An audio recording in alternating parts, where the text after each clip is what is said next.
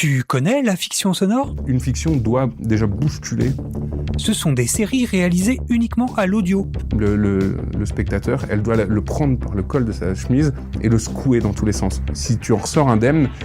Casque sur les oreilles, ferme les yeux et laisse-toi entraîner par les bruitages et les ambiances. Quand on n'a rien à dire d'intéressant dans une chanson, on fait quelques accords et puis c'est fini pour de bon. À tout le personnel, nous allons franchir le trou de verre. Merci de rejoindre les zones de sécurité qui vous ont été attribuées et d'y rester jusqu'à la fin de la traversée. Je répète, nous allons franchir le trou Système de verre. Tumixo, planète Oxymute, siège de la Fondation, Jardy, 1er Jarnier 3001. Enfin, ça va pas changer grand-chose, hein. C'est déjà ce que je fais au quotidien.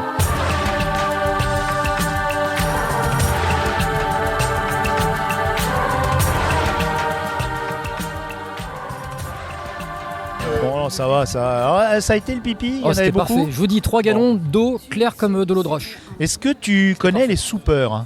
Oui, bien sûr. On dépose un petit morceau de pain le matin, on vient le récupérer le soir. J'ai découvert ça dans Montréal oui, interdit. c'est vrai, ouais. On en a parlé, d'ailleurs on a déjà parlé. Ouais. C'est ça le début de ton épisode ? Non, mon épisode c'est sur la fiction audio, mais on l'a déjà commencé puisqu'il est parti faire pipi cette andouille. Tout à fait. C'est ma transition, Donc, les soupeurs. Ce soir, je vous propose un petit apéro, pas piquer des hannetons comme on dit. Donc les soupeurs, ça existe depuis pratiquement le 19e siècle, on en parle dans la littérature.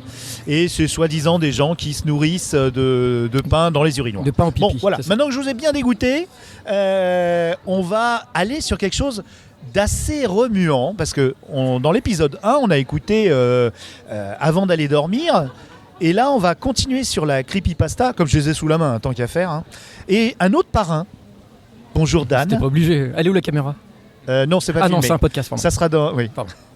Quelqu'un veut filmer, mais non. Et donc, en fait, c'est dommage parce que t'as pas qu'un physique de podcast, tu es très beau.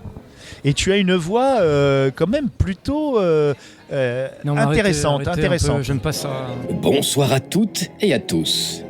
Je suis Dan et vous apprêtez à écouter un épisode très spécial. On commence pas comme ça, de toute façon. En une plus, il a interview. sa petite polaire qui est ouverte sur des Oui. poils, une toison Pardon. grisonnante. Je ne recommencerai pas, promis. Une nouvelle expérience, rien que pour vous.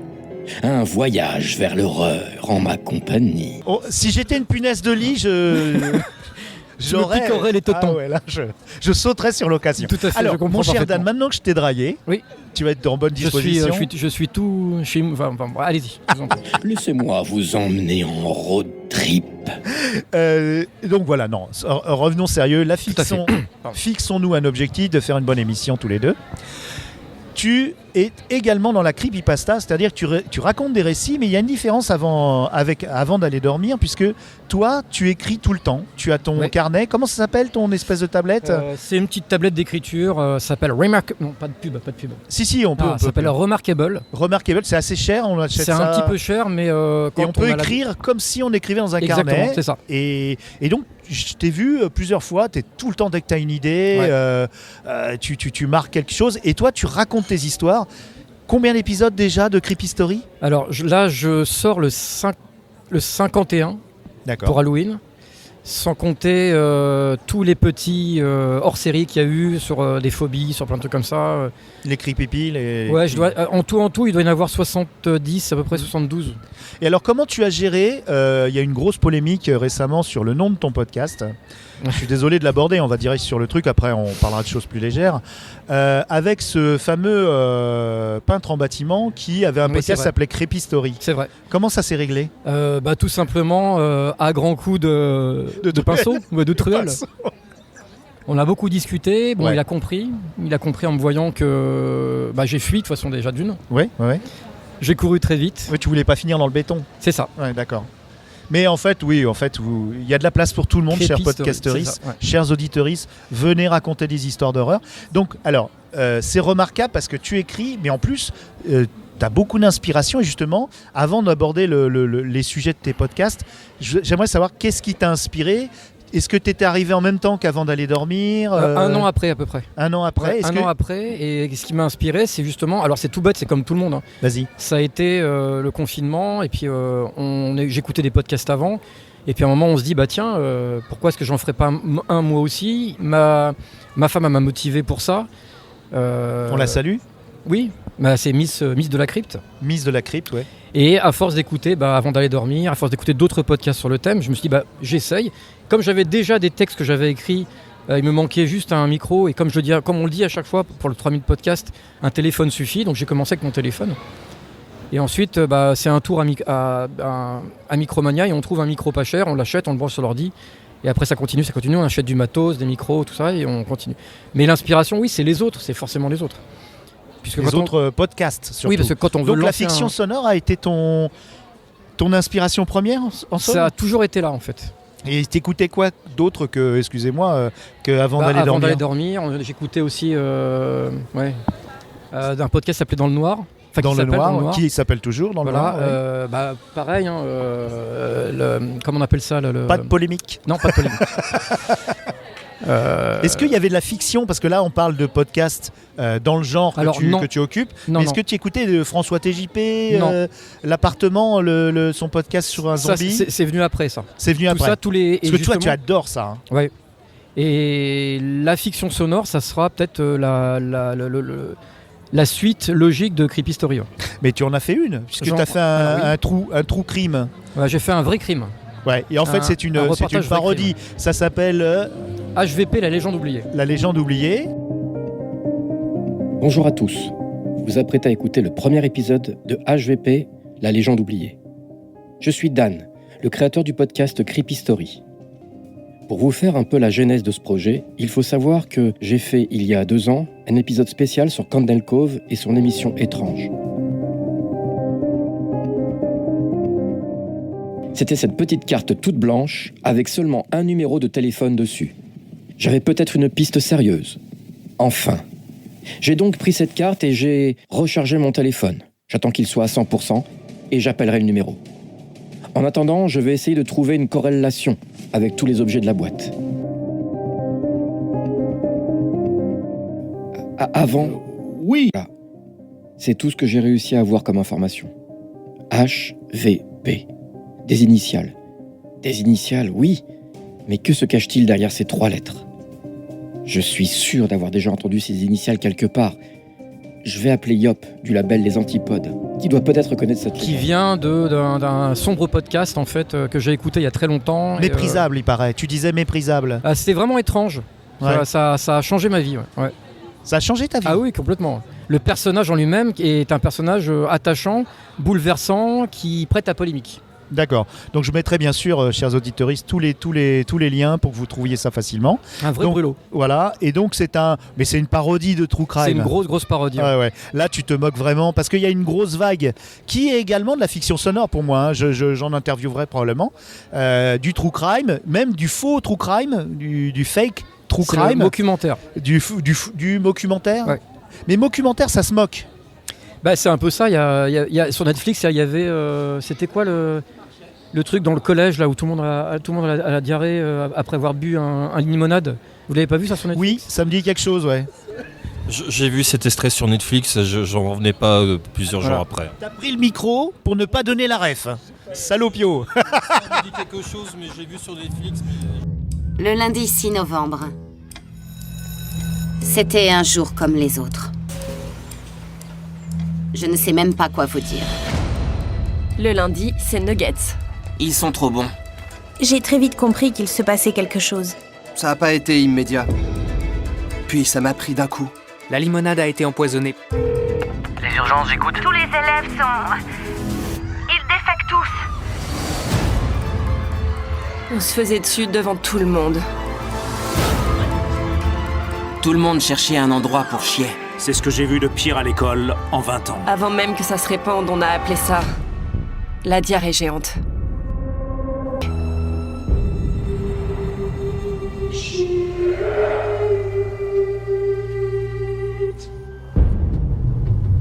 On est en bonne compagnie avec Arthur Froment. Et moi j'aime parce que dans la fiction audio, souvent il n'y a pas beaucoup de part au hasard. Puisqu'on monte, on met du sound design, on laisse pas. Mais dans cet épisode-là, il y en a. Hein, on va dire. Ça va partout. Quand on aime l'audio, quand on aime raconter des histoires, en général, ça va partout. Puisque moi, j'étais pas destiné à faire HVP. C'est un truc très comique. Il y a des gens qui n'ont pas compris ce que je voulais dire Parce que c'est de l'absurde complète. Premier épisode, on se pose la question quand même. Ouais. Mais et le dernier, en fait, les dernières phrases, on m'a dit, je m'attendais pas à arriver là et j'étais un peu choqué. On a un peu pitié pour toi d'ailleurs. Mais c'est le but. En fait, c'est de se dire, attends, pendant 5 épisodes, on s'est bien marré. Et à la fin, ce qu'il a raconté, il commence à pleuvoir en fait. Ce qu'il a raconté, c'est très très bizarre. Sauvons le H5, sauvons l'enregistreur. Non, ça va pas. Non. Allez. Et oui, c'était le but, c'était à la fin un retournement de situation autre que le thème en fait du documentaire. Alors l'écriture, toi, est-ce que tu écris d'une traite?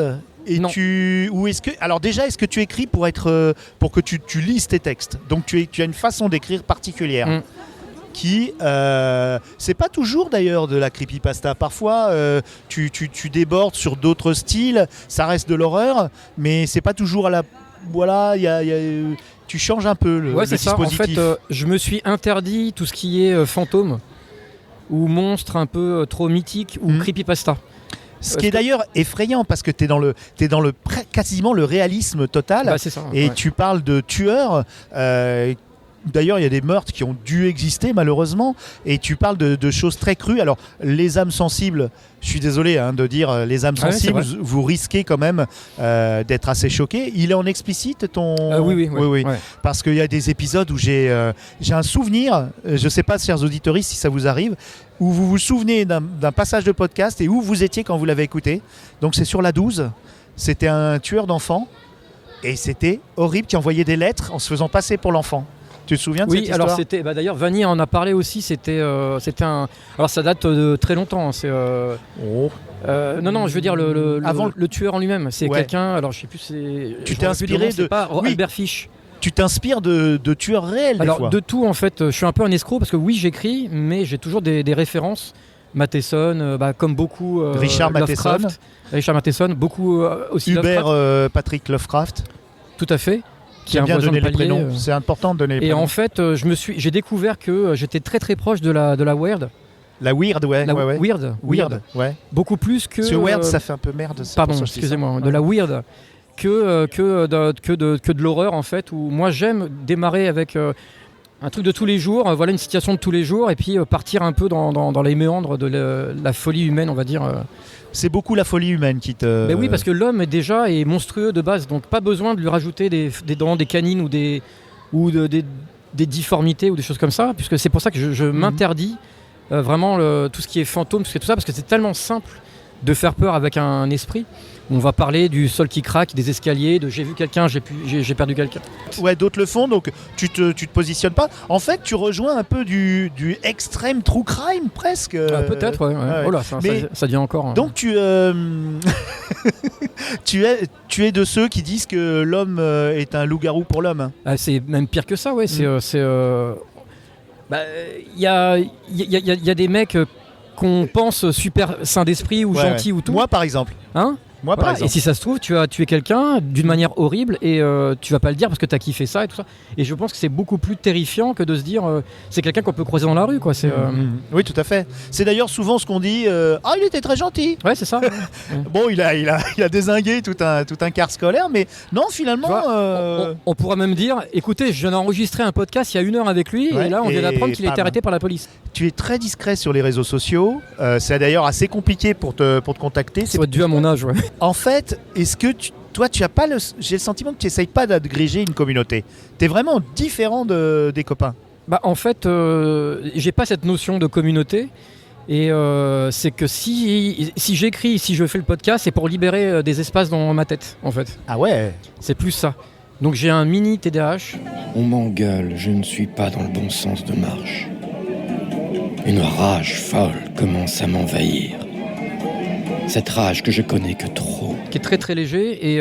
Trouble de la concentration. De la concentration et de... Voilà, c'est bref. Mais pas trop poussé, quoi. Non. Et j'ai besoin en fait que ça sorte rapidement. Par exemple, HVP, je l'ai écrit en 3 semaines. Ah, t'es un écrivain précoce alors, comme on dit. C'est ça, voilà. Ça sort rapidement. Mais les meilleurs partent en premier, comme on dit dans le milieu. C'est les plus rapides. C'est à croire que mon cerveau s'est fissuré. Et donc le HVP, je l'ai écrit vite parce que j'avais besoin de le sortir avant de faire autre chose. Ouais. C'est que quand on a une idée, on a une extrême envie de le faire. Et derrière, tous les autres projets plus réguliers qu'on a, ils restent un peu sur le banc de montage. Ça devient entêtant, c'est-à-dire qu'on se couche et on se dit tiens, il y a ça à faire. Je me lève pas la nuit, mais je me dis il faut absolument que je me rappelle pour pouvoir l'écrire, pour pouvoir l'enregistrer. C'est ça. Et j'ai la chance d'avoir mon studio chez moi en fait directement, et comme ça je peux faire vraiment des allers-retours de l'ordi au micro, et c'est hyper simple. Parce que sinon, si ça sort pas tout de suite, c'est une frustration en fait. Et oui, et je dois aborder d'ailleurs ce sujet pour les podcasteristes qui nous écoutent, et puis et les auditeuristes aussi, ça peut les intéresser. C'est nous, quand on est créatif comme ça, et tous les artistes d'ailleurs, je nous mets un peu artiste, c'est qu'il y a une charge mentale qui est importante. Je ne l'assimile pas du tout à la charge mentale du genre féminin qui souffre, mais c'est une charge mentale artistique, et ça peut conduire à des burn-out aussi artistiques, où tu carrément tu as un plomb qui se défait. Est-ce que ça t'est arrivé? Ouais, c'est ça. Et puis c'est surtout alors non, mais fais gaffe. On a peut-être. Ouais. On a en fait à la fin de l'écriture, je suis épuisé. Il y a une vraie fatigue, et on se dit ça y est, j'ai terminé, je suis trop content, mais c'est une réelle joie et une réelle excitation, mais en même temps une extrême fatigue. Et après, pour la com, t'as plus l'énergie de faire la com? Non, pas du tout. Et d'entretenir une communauté. Non, c'est vraiment pour parler vulgairement, c'est un kiff quoi. Une catharsis. C'est de se dire ça y est, quand on n'est pas vulgaire. Je plaisante. Ouais. Merci, mais je suis vulgaire et je m'en fous. Oh oui. Pas vulgaire mais pas grossier. C'est ça. Voilà. Et quand ça sort, ça. C'est une création. On comprend tous. On accouche en fait d'une création qui est super importante. Et pour l'instant, comme on l'a dit, c'est des histoires que j'ai écrites. Là, j'ai écrit 2 autres fictions, mais vraiment plus fiction. Parce que, à force d'écouter les fictions, par exemple, de Mehdi Bayad. Ah, je suis un grand fan. C'est toi qui me l'as fait connaître. Ah, oui. D'ailleurs. Ouais. Je fais la promo de Mehdi Bayad. Je l'ai vu ici, d'ailleurs, à Paris Podcast. Je me rappelle, t'étais un gamin. Oh, putain. Un gamin. Arrêtez de vous moquer de moi. Arrêtez de vous moquer de moi. On a vu un gamin avec une chemise à carreaux. Et il nous dit c'est lui là derrière? Non, c'est pas lui. Ah, il est à côté, regarde, il est en train de parler. On lui dit mais vas-y. Il osait pas, alors que t'es légitime d'aller voir. Oui, mais bon, on évoquera Mehdi Bayad forcément dans ce podcast, mais c'est toi, Dan, qui est l'invité aujourd'hui. Oui, mais bon, on s'inspire beaucoup. Ouais, ça nous inspire beaucoup parce qu'il a une écriture, et en plus il fait les choses simplement, quoi. Ça ne demande pas un énorme travail. C'est exactement derrière, ça. Et c'est ce que je me suis dit. J'ai testé sur HVP. C'est pareil, je t'ai demandé d'enregistrer 2-3 trucs qui pour l'instant c'était que des tests.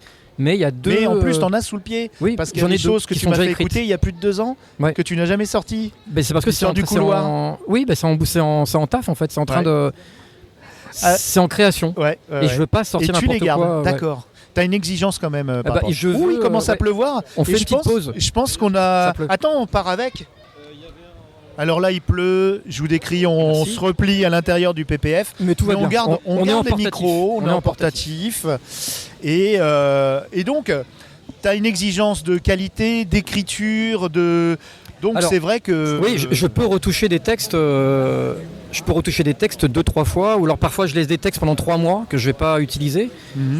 Et je reviens dessus 3 mois après pour ou la finir ou la modifier. Ouais. D'accord. On va passer le contrôle, le portique. On va dire bonjour Allez, viens, on va dire bonjour. On va dire bonjour. Alors, on va essayer de... Ah, maintenant on se fait scanner, regarde, c'est génial. Je sais pas ce que ça va faire sur le micro. On va voir. Bonjour monsieur. Ça va bien? Bon, c'est bon, on a passé. C'est bon, on est passé. C'est bon, tu peux. Et donc... Ça résonne un peu. Ça résonne, mais c'est bien ça. Là, on est au Paris Podcast Festival, les gars. Est-ce qu'il y a une question que je ne t'ai pas posée et que tu aurais aimé que je te pose?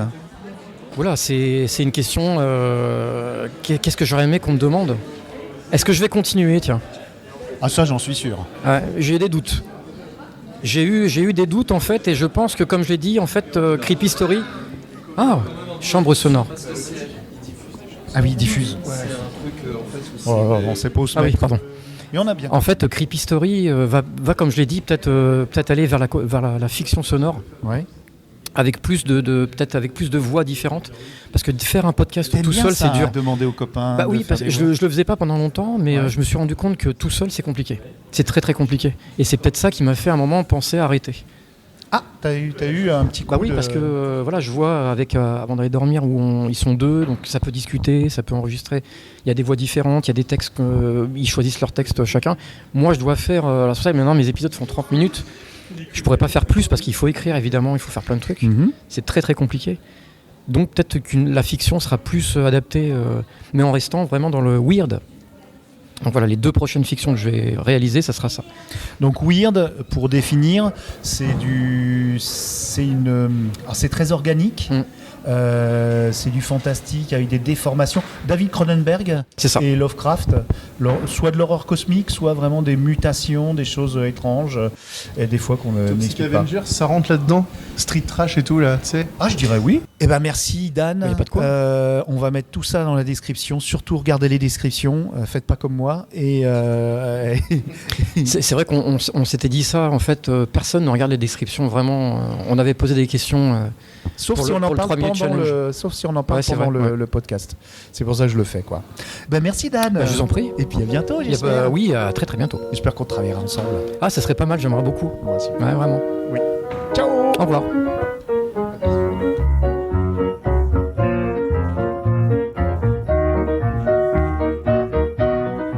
Bonsoir, c'est Famille Ardent. Moi aussi, j'écoute Galaxy Pop tous les soirs.